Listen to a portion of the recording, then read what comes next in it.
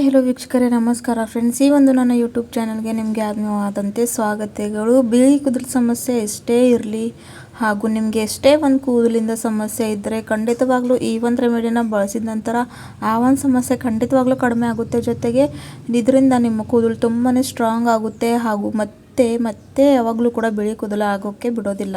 ಅಂಥ ಒಂದು ಎಫೆಕ್ಟಿವ್ ಆದಂಥ ರೆಮಿಡಿ ಇವತ್ತು ನಿಮ್ಮ ಜೊತೆ ಶೇರ್ ಮಾಡ್ತಾ ಇದ್ದೀನಿ ವೀಕ್ಷಕರೇ. ಖಂಡಿತವಾಗ್ಲೂ ಇದನ್ನು ನೀವು ರೆಗ್ಯುಲರ್ ಆಗಿ ಅಪ್ಲೈ ಮಾಡ್ತಾ ಬಂದರೆ ನಿಮಗೆ ಬೇಕಾಗಿರುವಂಥ ರಿಸಲ್ಟ್ನ ಪಡ್ಕೊಳ್ತೀರಾ. ಹಾಗೂ ಇಲ್ಲಿವರೆಗೂ ನಿಮಗೆ ಇನ್ನೂ ನೀವು ನನ್ನ ಚಾನಲ್ನ ಸಬ್ಸ್ಕ್ರೈಬ್ ಮಾಡ್ಕೊಳ್ಳಿಲ್ಲ ಅಂದರೆ ವೀಕ್ಷಕರೇ ಖಂಡಿತವಾಗ್ಲೂ ಸಬ್ಸ್ಕ್ರೈಬ್ ಮಾಡ್ಕೊಳ್ಳಿ ಅಂತ ಕೇಳ್ಕೊತೀನಿ. ಸೊ ಅದಕ್ಕೋಸ್ಕರ ನೋಡಿ, ಇಲ್ಲಿ ನಾನೊಂದು ಕಬ್ಬಿಣದ ಬಾಳಿಗೆಯನ್ನು ತೊಗೊಂಡಿದ್ದೀನಿ. ಸೊ ಯಾವುದೇ ಕೂದಲಿಗೆ ಮಾಡಬೇಕಾದಾಗ ರೆಮಿಡಿ ನಾವು ಕಬ್ಬಿಣ ವಸ್ತುದ ಬಳಕೆ ಮಾಡಿದ್ರೆ ಅದು ತುಂಬಾ ಒಳ್ಳೆಯದಾಗಿ ಇರುತ್ತೆ ವೀಕ್ಷಕರೇ. ಯಾಕೆಂದರೆ ಇದರಿಂದ ತುಂಬಾ ಬೆನಿಫಿಟ್ ಆಗಿ ಇರುತ್ತೆ ನಮಗೆ. ಸೊ ಇಲ್ಲಿ ನಾನು ಕಬ್ಬಿಣ ಬಾಳಿಗೆಯನ್ನು ಬಿಸಿ ಆಗೋಕ್ಕೆ ಇಟ್ಟಿದ್ದೀನಿ ವೀಕ್ಷಕರೇ. ಇವಾಗ ಅದ್ರ ಒಳಗಡೆ ನಾನು ಹಾಕ್ತಾ ಇರುವಂಥದ್ದು ಏನಪ್ಪ ಅಂದರೆ ಕಲೋಂಜಿ ಅಂದರೆ ಕಪ್ಪು ಜೀರಿಗೆ. ಬಹಳಷ್ಟು ಜನ ಕೇಳ್ತಾ ಇದ್ದಾರೆ ಕಲೋಂಜಿ ಅಂದರೆ ಏನು, ಕಲೋಂಜಿ ಪುಡಿ ಅಂದರೆ ಏನು. ವೀಕ್ಷಕರೇ, ಇದು ನಿಮಗೆ ಆಯುರ್ವೇದಿಕ್ ಶಾಪ್ನಲ್ಲಿ ಇಲ್ಲಾಂದರೆ ಆನ್ಲೈನ್ ಸಿಗುತ್ತೆ. ಇದನ್ನು ನೈಜೀರಿಯಾ ಸೀಡ್ ಕೂಡ ಅಂತಾರೆ ಇಂಗ್ಲೀಷ್ನಲ್ಲಿ. ಇದು ನಮ್ಮ ಕೂದಲು ಆರೈಕೆಗೆ ತುಂಬಾ ಒಳ್ಳೆಯದಾಗಿ ಇರುತ್ತೆ ವೀಕ್ಷಕರೇ. ನೆಕ್ಸ್ಟ್ ಇಂಗ್ರೀಡಿಯೆಂಟ್, ನಾನಿಲ್ಲಿ 1-2 ಸ್ಪೂನಷ್ಟು ಅರಿಶಿಣವನ್ನು ಹಾಕೋತಾ ಇದ್ದೀನಿ. ಸೊ ಅರಿಶಿಣ ಕೂಡ ನಮ್ಮ ಕೂದಲು ಆರೈಕೆಗೆ ತುಂಬಾ ಒಳ್ಳೆಯದು ವೀಕ್ಷಕರೇ. ಎರಡು ಕೂಡ ತುಂಬಾ ಬೆನಿಫಿಟ್ ಆಗಿ ನಮ್ಮ ಕೂದಲ ಮೇಲೆ ಕಾರ್ಯ ಮಾಡುತ್ತವೆ.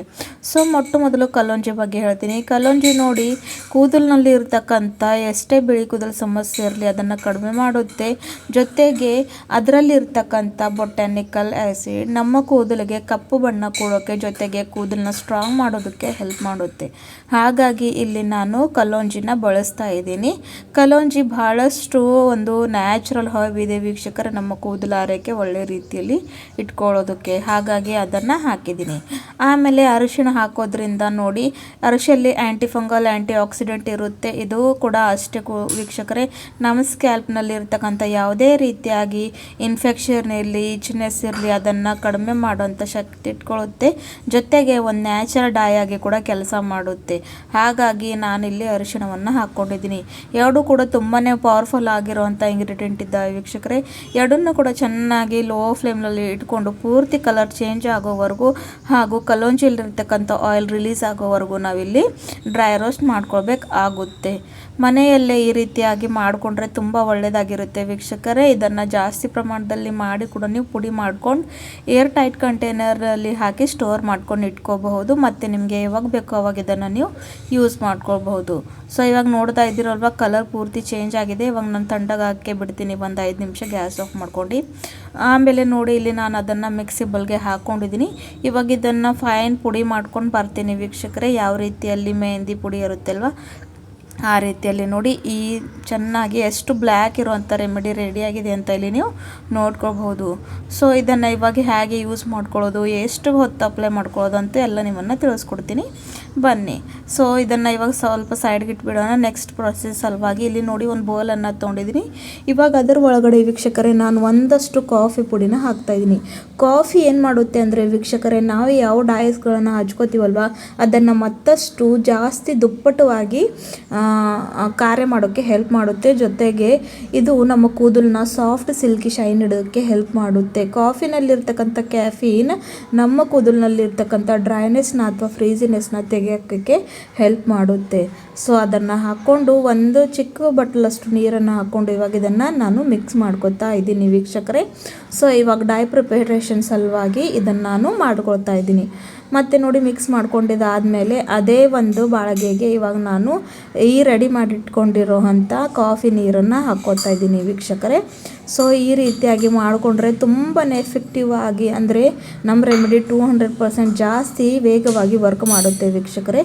ಇದನ್ನು ನೀವು ವಾರಕ್ಕೆ 2 ಸಲ ಅಂತೂ ಮಾಡಲೇಬೇಕು. ಸೊ ನೋಡಿ, ಇವಾಗ ಇದನ್ನು ಚೆನ್ನಾಗಿ ಬಾಯ್ಲ್ ಆಗೋಕ್ಕೆ ಬಿಡಬೇಕು ವೀಕ್ಷಕರೇ. ಸ್ವಲ್ಪ ಕಲರ್ ಚೇಂಜ್ ಆಗಬೇಕು ಹಾಗೂ ಮತ್ತೆ ನಮಗೆ ಬೇಕಾಗಿರುವಂಥ ರೆಮಿಡಿನ ನಾವು ಪಡ್ಕೊಳ್ತೀವಿ. ಸೊ ಇದನ್ನು ವಾರಕ್ಕೆ 2 ಸಲ ವೀಕ್ಷಕರೇ. ತಲೆ ಸ್ನಾನಕ್ಕೂ 1 ಗಂಟೆ ಮುಂಚೆ ಹಚ್ಕೋಬೇಕು.